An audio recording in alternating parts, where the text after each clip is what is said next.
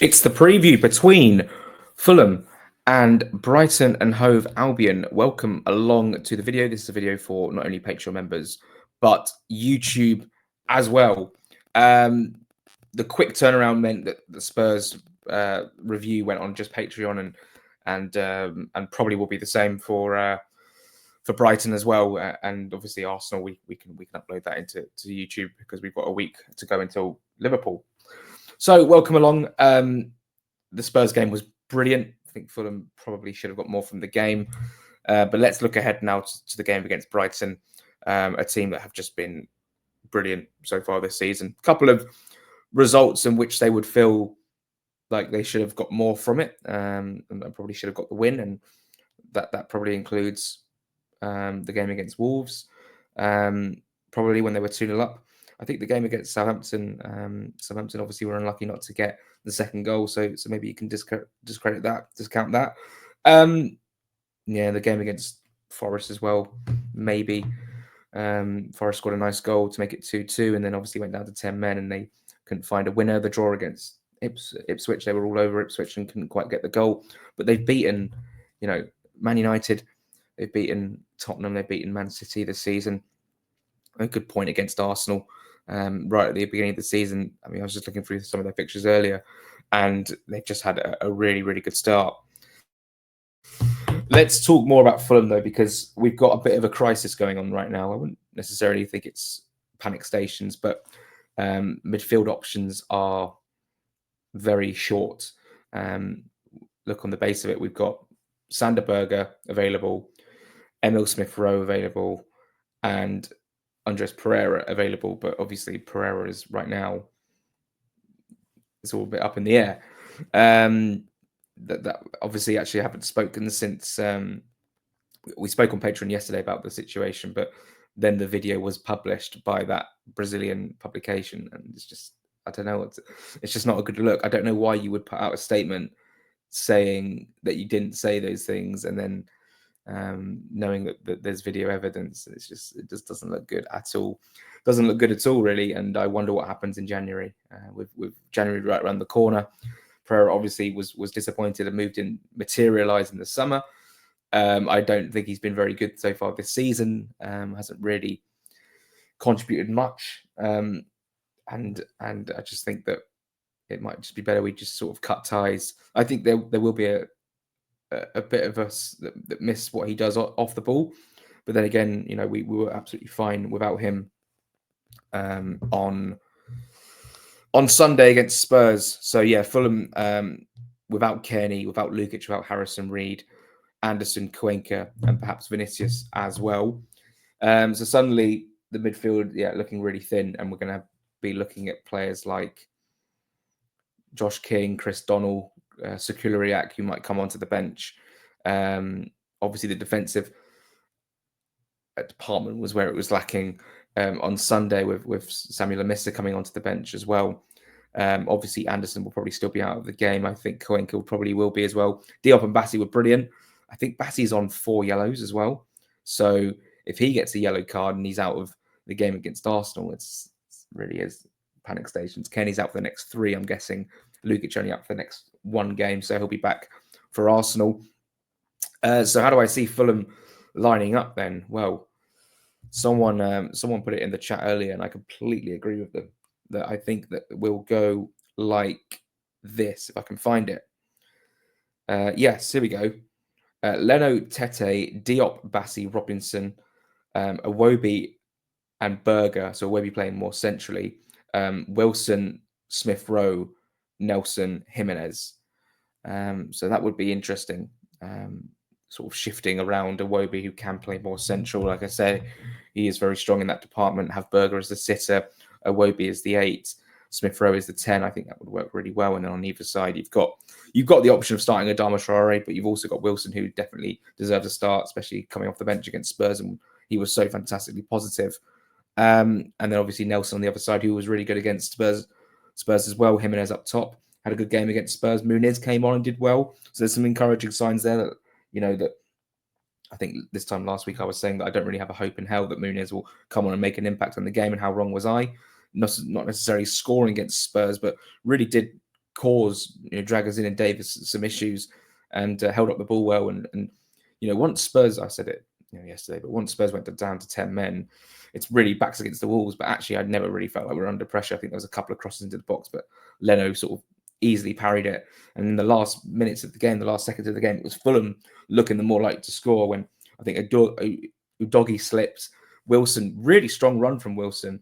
I don't know why I'm touching so much on the Spurs game. I suppose it just provides a bit of context as to why certain players will hopefully start on Thursday night. But really strong run from Wilson, gets to the byline, pulls it across, and no one there to put it in. It's fine, we were short of numbers anyway. I just love that sort of lung gut. What is it? Was it just a good run from Wilson? Lung busting. I think that was what I was looking for. Right. Brighton are a good team. I mean, they really are. Solid defense, some really good players in midfield. A player in Danny Welbeck who has had such a positive season so far. And we look at the way they line up against Southampton on Friday night, and obviously they've had an extra couple of days to rest. Friday to Thursday is a pretty nice turnaround for them, but I'm not going to read too much into that. But Bruggen in goal at the back, Lamptey, Van Heck, Igor, and Estupiñán. Matt O'Reilly, of course, first time he'll be back at the cottage since he's left. Interesting. Ayari in midfield, Ruta, Pedro, Mitoma, Welbeck. I mean, that three behind the striker. Ruta, fantastic player. João Pedro hitting some form as well. And Mitoma has obviously been such a good player for Brighton for so many years. And Danny Welbeck up top, who's been brilliant. They used as subs Vifer, Dunk, Adingra, Ferguson, and Minter. I mean, these players coming off the bench. Minter's incredibly dangerous. Adingra, incredibly dangerous. Ferguson, we know all about as well. I'm not sure what this whole thing about him leaving on loan in January is about. I think he's still a great option for Brighton. I would definitely take him at Fulham for sure. And yeah, Vifer. So I was just saying in a previous video, I haven't seen an awful lot of Brighton this season. When they've been on the TV, I've usually not been able to watch that particular game, or haven't been able to pay attention to that particular game. They've done fantastically well so far this season. I think that given our record at the Craven, in fact, given our record against Brighton in Premier League history, that we haven't lost to them, and we've had some close shaves. I'll tell you that, the Solomon winner at the Amex, but I think this is going to be a really tough game. And Fulham right now are a little bit thin on the ground, but I think that the 11 that we put out will be good enough to get a result out of Brighton. I think the positivity that we took away from the Spurs game should go into this next game. Obviously, our last home game against Wolves didn't really go to plan. A lot of things that didn't really go our way that day. And we ended up losing the game in what was Marcus Silva describes it as another strange game. It was a strange game, to be fair. The scoreline didn't really reflect how the game really went. But Fulham, over the last couple of home games, have seen an air of dominance. We sort of pin these teams back and have a lot of the ball and a lot of territory in almost going in towards the final third and in towards the box. And I expect sort of similar things. I think that what Brighton will do is they'll probably sit in and try and play us on the break. Fulham like to have an element of control about their games. I think Brighton are good on the ball, of course, and they can hold possession, of course. But I think just knowing that we are the team at home who need to bring the game to the opposition, I think that we're going to see a lot of the ball.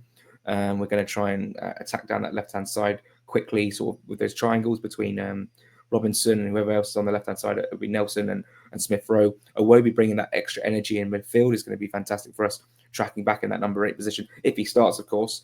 Sasha Lukic obviously missing, so Sander Berger will sit. And Smith Rowe, a couple of really nice bits of play from Smith Rowe at the weekend, a couple of turns, got away from his man.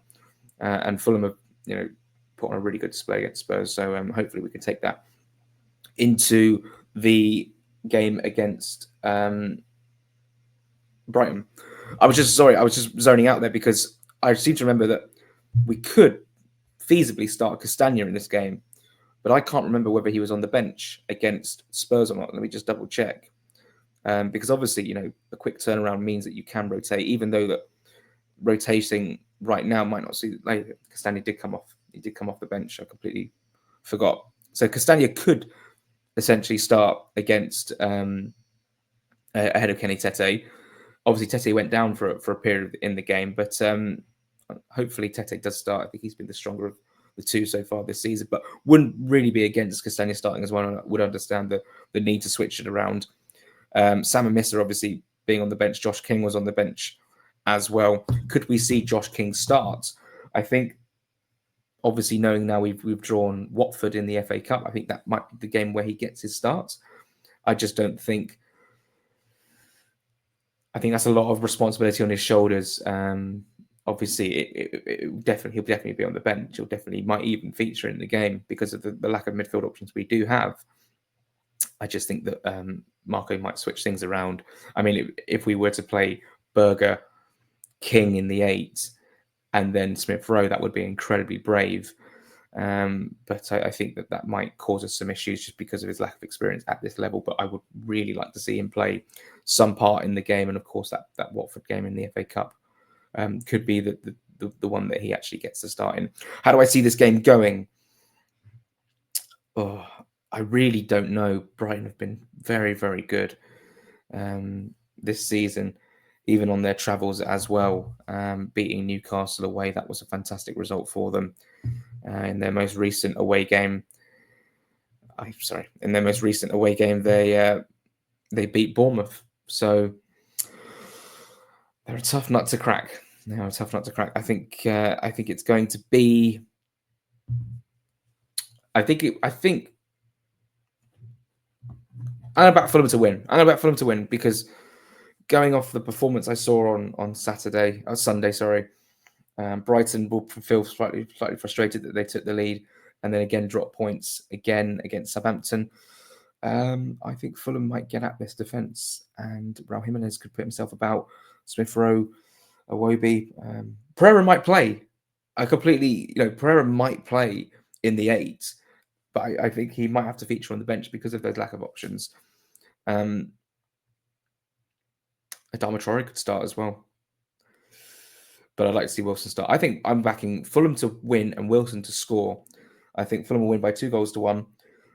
Wilson will take the lead for Fulham. They will equalise through João Pedro, maybe from the penalty spot.